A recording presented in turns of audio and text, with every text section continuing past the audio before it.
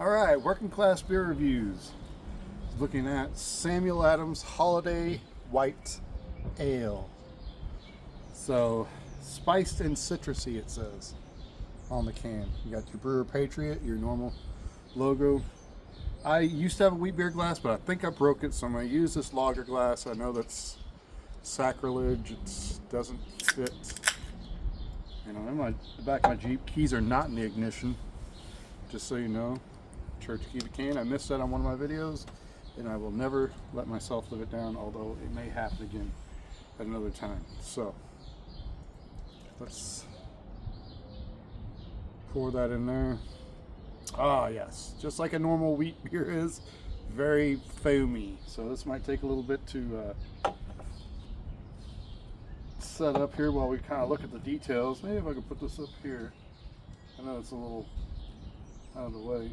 No, not the greatest setup, just something to do. So the Holiday White Ale, citrusy and zesty, is a wheat ale, 5.8 ABV and 8 IBUs. And most wheat beers are very low in IBUs. The hops are Spalt Spalter Noble hops. So I'm guessing Noble hops is like a heirloom type variety. Maybe that's something that's used in Europe, and it's one of those like sanctioned type, or not sanctioned, but something that's like they tout when they use it. So Spalt Spalter. The yeast is Samuel Adams ale yeast. So they have a ale yeast, they have a lager yeast. Two different types of fermentation. The malts is the Samuel Adams 2-row pale blend. So using pretty much all their beers. And IdaPils. So I'm guessing that's an Idaho Pilsner type malt type grain. I'm guessing maybe it's a wheat, because it's a wheat beer, so I think you'd have to, so IdaPils must be like a Idaho wheat grain type thing. So, oh yeah, look at that. It is unfiltered. Very much like a wheat beer is what it looks like. So I did the winter lager, and everything went fine until I looked at the perspective and I didn't have the camera raised up, and like half my head's gone. So, and I don't know if I'll be able to get another can of that until next year. So if you guys want me to go ahead and post that of the winter lager, and you just want to see it even with half my head gone. I mean, sometimes you'll see me move around, you'll see my whole head, and it's more like straight on the back of the Jeep. Let me know in the comments if you want me to go ahead and post that, despite it looking stupid. But all the information's there. Maybe it's more about the beer than how I look. I'm no prize. So let's go ahead and top this off. If it's unfiltered, that may mean there may be some schmutz down here at the bottom. Let's do that again. There's a little bit left. So yeah, very bright. Wheat beers tend to look like this, very bright and hazy, white, tight bubbled head. Normally they have more of a moosier head. So I don't know if this is more of a characteristic. Well, it's got a bit of a moosey head on top. You see that? So I wanted to get this perspective where the camera's a little closer to me, so you can actually see in detail the things I'm seeing. But yeah, all that cloudy sediment's there. Very, very picturesque looking wheat beer. And I am a wheat beer fan, to be quite honest. I like wheat and rye beers. You don't see very many rye beers. But yeah, it's stupendous looking. The sun's pointing just up over here to the west of me. You know, it's in the afternoon. So let's give it a smell. I smell a little citrus, like lemon. It doesn't say what the citrus was. Let's see what the can on the other ones had a little description. The holidays, full of friends, family, festive parties, and last-minute gifts, and food mishaps. Whatever happens, this flavorful ale is your trusty plus one, soothing things over with orange peel, there you go, and holiday spices. The winter lager had orange peel, ginger, and cinnamon. I didn't pick up any of that stuff on that one. But I am smelling the citrus on this one. Okay, so swish and pour. Nothing really, just kind of a sediment. Sometimes you can see like a yeast cloud on these wheat beers. They tend to be kind of yeasty. Beers for Cheers was the name of the variety pack, the wintertime variety pack. So, yeah, wheat beers, they don't typically have much of an aroma unless you get like any coriander or anything like that. These do not have that. I do smell lemon, or I guess it's orange, citrus of some sort. But some people will say they smell like tap water, just like flat, you know, and I can get that. Some people say there's like a bubble gum. I don't know if that's in the aroma, but the taste, or banana sometimes. We'll see. So here we go, let's take a sip.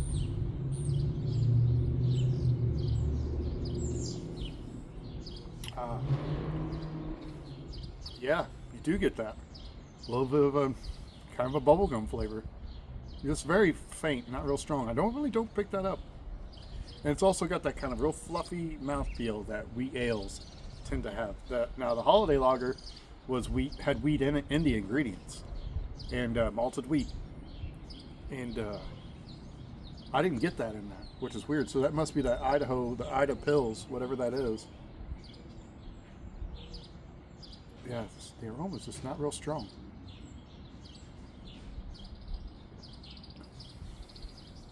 That's weird.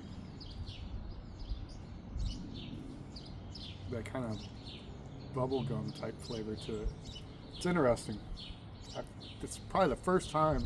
I've always heard people say it, but I've never personally encountered it.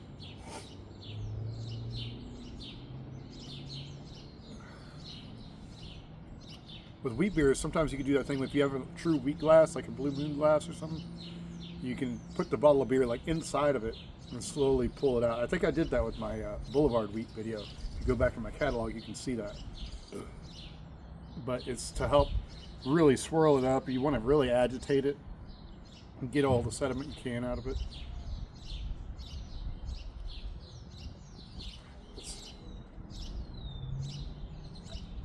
Sierra Nevada has a Keller Weiss. I think it's a wheat beer. And obviously you can go with a Franziskaner. That's your OG wheat beers from Europe. I'm not sure if they're from Germany or Austria or something, but Hungary, Czech. But I think they were originally like a monastery type beer. Franziskaner. And a lot of companies have Hefeweiss beers. It's bright, bright wheat beer. And then you have a Dunkelweiss, which is a dark wheat beer. And this is bright, obviously very bright. This would be a Hefeweiss type beer.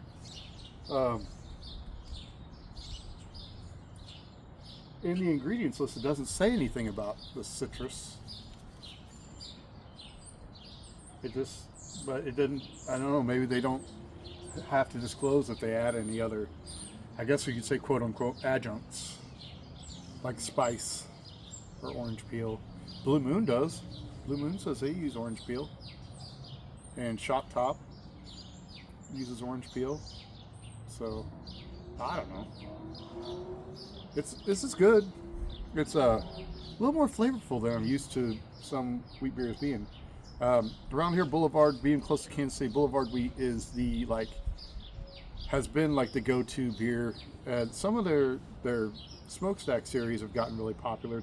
Tank 7, which I've done a video on that. That's one of those farmhouse saison beers, but you see it on tap at a lot of places. But Boulevard wheat and Blue Moon, you'll see those at the Mexican restaurants. Like you get the big old tankard, 40 ounce or whatever it is, 42 ounce. I like to get that. That goes really good with Mexican food. And I think that's what wheat beers, to me, some people don't like the fact that wheat beer, they don't like to eat or drink it with food, and I actually do.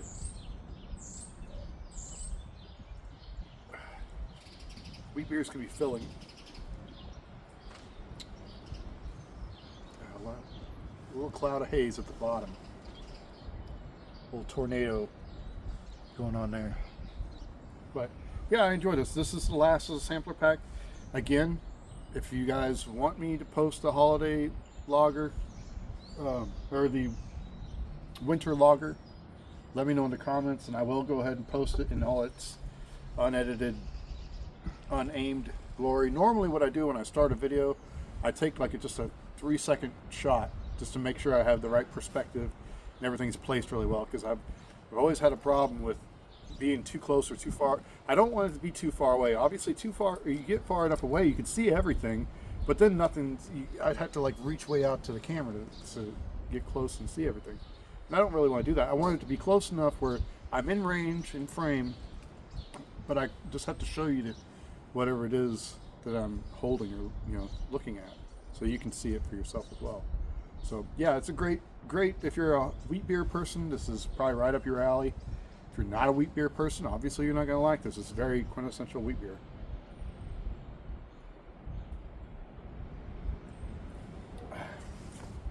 At 5.8 though, it's a little stronger than normal. I think 5.2 or 5.4.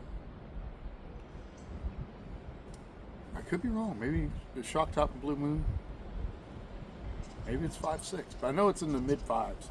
So it's a little above that, above a Shock Top and a Blue Moon. Boulevard wheat's like 4 point something, 4.8. So it's on the weaker side. It's very, very easy to drink. This is still pretty easy to drink. But I'll probably never see this outside of a variety pack, at least around here. But I do appreciate the opportunity to get to try this. Last of the pack. And that. Wheat beers make me do that too.